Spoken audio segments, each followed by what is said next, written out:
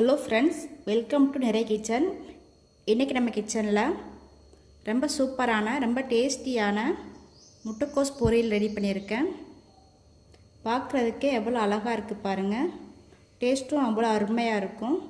நம்ம சேர்த்துருக்கிற கடலைப்பருப்பு உளுந்தம்பருப்பெல்லாம் சேர்த்து சாப்பிடும்போது டேஸ்ட் அவ்வளோ அருமையாக இருக்கும்.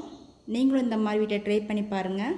அதுக்கு முன்னாடி நம்ம சேனலை ஃபஸ்ட் டைம் பார்க்குறீங்கன்னா லைக் பண்ணுங்கள், ஷேர் பண்ணுங்கள், சப்ஸ்கிரைப் பண்ணுங்கள், பெல் பட்டனை கிளிக் பண்ணிடுங்க. முட்டைக்கோஸ் பொரியல் ரெடி பண்ணுறதுக்கு பாதி அளவுக்கு முட்டைக்கோஸ் எடுத்து இந்த மாதிரி வாழைக்காய் சீவிரதை வச்சு சீவிருக்கேன்.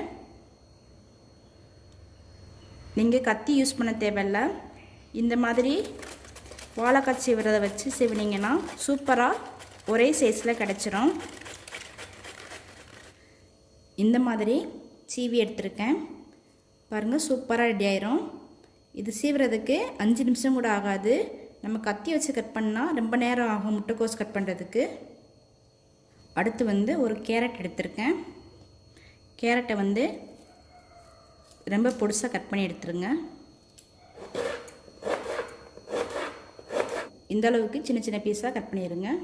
முட்டைக்கோஸ் கட் பண்ணியாச்சு. அதே மாதிரி கேரட் கட் பண்ண சேர்த்து வேக வைக்கணும். முட்டைக்கோஸும் கேரட்டும் ஒரு கொதி கொதிச்சதுக்கு அப்புறம் தான் பாசி பருப்பு சேர்க்கணும். ஒரு கொதி வரட்டும். இப்போது அரை கப் அளவுக்கு பாசி பருப்பு எடுத்து வச்சுருக்கேன்.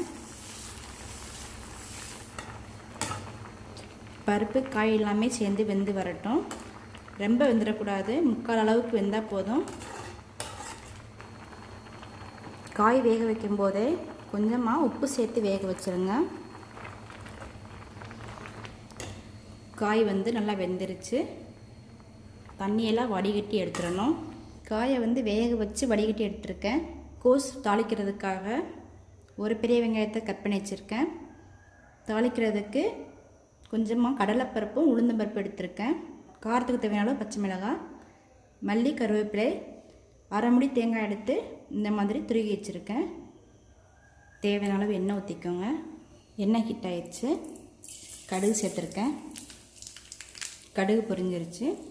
கடலைப்பருப்பையும் உளுந்தம்பருப்பையும் சேர்த்துட்டேன். பருப்பு நல்லா கலர் சேஞ்ச் ஆகி வரட்டும்.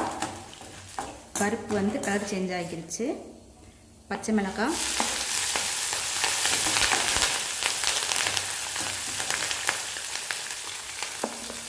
வெங்காயம், பச்சை மிளகாயும் வெங்காயம் நல்லா வதங்கி வரட்டும். வெங்காயம் பச்சை மிளகாய் வதங்கும்போது கொஞ்சமாக கருவேப்பிலை சேர்த்து வதக்கிடுங்க. கொஞ்சமாக உப்பு சேர்த்துருக்கேன். காய் வேக வைக்கும்போது உப்பு சேர்த்துருக்கோம். உப்பு கவனமாக சேர்த்துக்கோங்க. வெங்காயம் வதங்கி வந்துருச்சு. இப்போ வேக வச்சு வடிகட்டி வச்சுருக்கிற காயை சேர்த்துக்கிடணும். காயை சேர்த்து நல்லா மிக்ஸ் பண்ணி விட்டுருங்க. நல்லா மிக்ஸ் பண்ணி விட்டுட்டு எண்ணெயிலே நல்லா வதங்கி வரட்டும். அடுப்பை சிம்மில் வச்சுட்டு காயில் உள்ள ஈரப்பதம்லாம் ட்ரை ஆகிற வரைக்கும் கலரி விட்டுருங்க.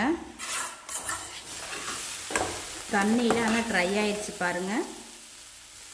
அதுக்கப்புறம் துருகி வச்சுருக்கிற தேங்காவை சேர்த்து மிக்ஸ் பண்ணிவிட்டு இறக்கிடணும். தேங்காய் எடுத்துருக்கேன். தேங்காவை சேர்த்துட்டு நல்லா மிக்ஸ் பண்ணி விட்டுருங்க. தேங்காய் சேர்த்ததுக்கப்புறம் ரொம்ப நேரம் இருக்க தேவையில்லை.